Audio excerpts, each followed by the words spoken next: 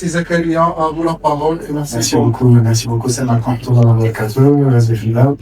Donc, très très brièvement, en fait, juste pour bridger un petit peu le gap entre ce qui a été présenté qui concerne le domaine ou le monde agricole, mais aussi, et là je prends la casquette vraiment communale pour vous montrer un petit peu ce qui se passe en ville, et je pense que pour les startups, les entreprises du digital qui offrent ces services-là aux agriculteurs, il y a un marché aussi au niveau urbain marocain, mais je vais prendre le focus un petit peu plus à Agadir. Je pense que vous avez tous constaté tout ce qui change à Agadir en termes d'infrastructure. C'est une thématique de gouvernance et je pense aussi bien pour le public que pour le privé. C'est-à-dire que même dans le secteur privé, digitaliser des entreprises agricoles non structurées, c'est une mauvaise idée. Ça ne va pas changer grand-chose. Ça commence d'abord par la structuration, la gouvernance, des processus qui tiennent la route, une organisation qui tient la route, et ensuite on peut venir avec de la technologie quand c'est nécessaire pour optimiser. La technologie n'est pas la panacée et ce n'est pas toujours le réflexe à avoir. Parfois, on peut avoir de très bonnes solutions non technologiques. Ceci étant dit, la technologie reste un élément très important. Donc, par rapport à Agadir, il y a une vision en termes de gouvernance et d'organisation très précise qui est resynthétisée dans cette roue de développement. Je vais vous montrer tout à l'heure le site pour y accéder. Ensuite, sur la thématique Smart City qui croise pas mal des sujets dont vous avez parlé aujourd'hui. Donc, effectivement, on va parler d'innovation, mais on va parler d'innovation pour apporter de la durabilité, de l'efficacité opérationnelle et de la qualité de vie. La qualité de vie, c'est de la valeur publique. Par opposition au privé où vous, ce qui vous intéresse, c'est la valeur économique, même si bien sûr le bien-être des salariés, des travailleurs est aussi important. Une commune, sa valeur, elle est plutôt sociale et donc publique. Ça vient toujours, comme je l'ai dit, avec beaucoup de bonnes pratiques de gouvernance. Donc pas mal de gestion en termes de PMO, des initiatives de delivery unit.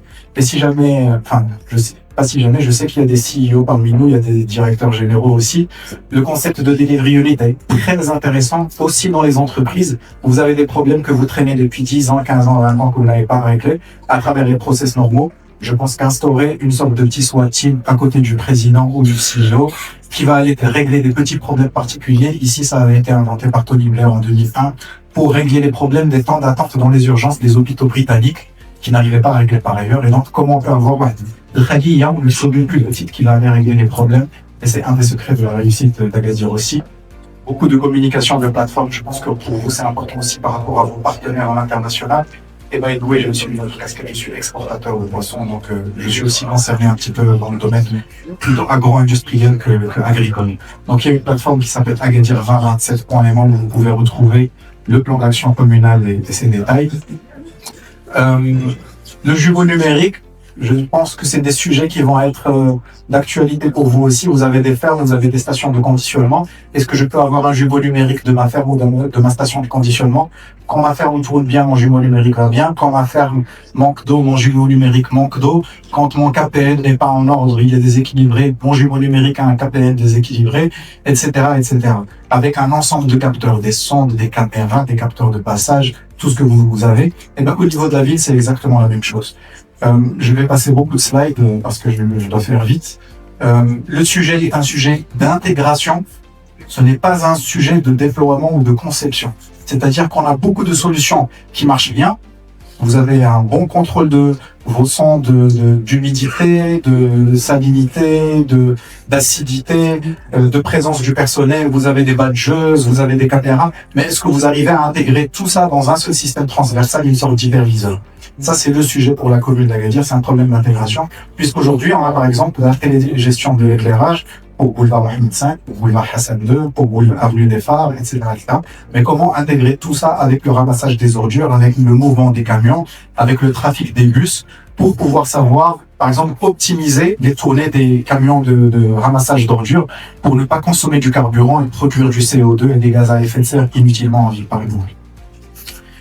Encore une fois, pas mal de gouvernance et de stratégie derrière, avec des blueprints, avec beaucoup de documents, beaucoup d'analyses, plein de plateformes qui existent déjà, mais qui marchent toutes en silo. Et donc, comment je peux venir créer de la transversalité par rapport à tout ça? Un premier POC qu'on avait lancé d'un jumeau numérique à Agadir, où on avait identifié des points d'intérêt pour nous, c'est-à-dire les exploitants de terrasses, par exemple. terrasses de café, d'hôtels de banque pour les publicités, des affichages des devantures des entreprises et des magasins. Et avec une caméra 360, faire un relevé, une identification, et puis par la suite avoir un processus fiscal plus optimisé avec ces agents-là. Ça nous a permis d'identifier pas mal de choses au niveau de la ville. Nous, notre chiffre d'affaires, ce sont les recettes fiscales. Ça peut ne pas vous plaire, on n'est pas toujours payé l'impôt, mais il faut savoir que notre pays, nos villes fonctionnent grâce à l'impôt. Si personne ne paye l'impôt, on n'a plus un pays. On est juste un ensemble de personnes qui vivent ensemble sur un territoire. On utilise beaucoup les images satellites aussi, notamment pour la collecte des taxes sur les terrains non bâtis. Donc si vous avez des terrains non bâtis, attention, il faut aller payer vos taxes PNB. Sinon, vous allez avoir des intérêts, etc. dans un code. Parce que maintenant, avec la technologie, elle est là. Mais vous pouvez transvaser ça sur vos fermes. Je pense qu'il y a certains collègues ici qui utilisent les images satellites aussi pour leurs fermes. Par exemple, on peut détecter la salinité ou l'acidité d'un terrain à travers la colorimétrie des images satellites. Et donc ici, voilà, on a des augmentations, entre guillemets, de chiffre d'affaires, de recettes fiscales très, très importantes grâce à la technologie. Parce que l'objectif, ce n'est pas d'éluder l'impôt, c'est juste de payer quelque chose de juste, fair et à temps, comme ça on évite des majorations inutiles. Des processus d'ERP, moi je suis consultant SAP, donc j'intègre SAP depuis 20 ans, pas au Maroc, à l'international. Je suis un ancien de grands cabinets de conseil comme Deloitte et Accenture. Mais voilà, c'est des petits mécanismes que j'ai pu aussi implémenter à la commune, et là vous voyez à peu près plus de 150 millions de dirhams qui étaient juste perdus dans des dossiers qu'on laisse traîner. Et vous avez aussi des factures clients, vous ne faites pas de recouvrement, etc. et vous oubliez ça et l'argent passe comme ça. Donc quand on a un processus ERP intégré avec notre jumeau numérique, il nous permet aussi de mieux collecter nos éléments, tout ce qui est gestion des autorisations et donc de votre côté la gestion des dues, la douane, mais intégrer tout ça avec tout le processus de manière transversale. La LED, la télégestion. Et donc, je sais que vous consommez aussi beaucoup d'énergie. Donc, il faut savoir qu'au niveau de la ville, on ne remplace plus aucune ampoule halogène par une ampoule halogène, c'est toujours de la LED. Et vous voyez comment ça se déploie, y compris dans les quartiers de Piémont, et toujours avec de la télégestion et de la maintenance préventive. Quand il y a un problème, on reçoit un signal, pas mât par mât, mais panel par panel. Donc, quand on a un mât avec un panel qui éclaire le trottoir et un autre qui éclaire la route, ça fait deux communications qu'on peut recevoir indépendamment. Le système de transport intelligent avec le DHNS, mais aussi les autres bus. Vous voyez donc c'est vrai que c'est pas encore parfait, mais on avance pas mal. Agadir a été la première commune à signer Datatira et jusqu'à présent la seule commune à signer Datatira avec la CNDP pour être dans ce qu'on appelle Privacy by Design. Donc je vous recommande à toutes et à tous aussi, toute personne qui veut implémenter un nouveau système d'information, Privacy by Design. Donc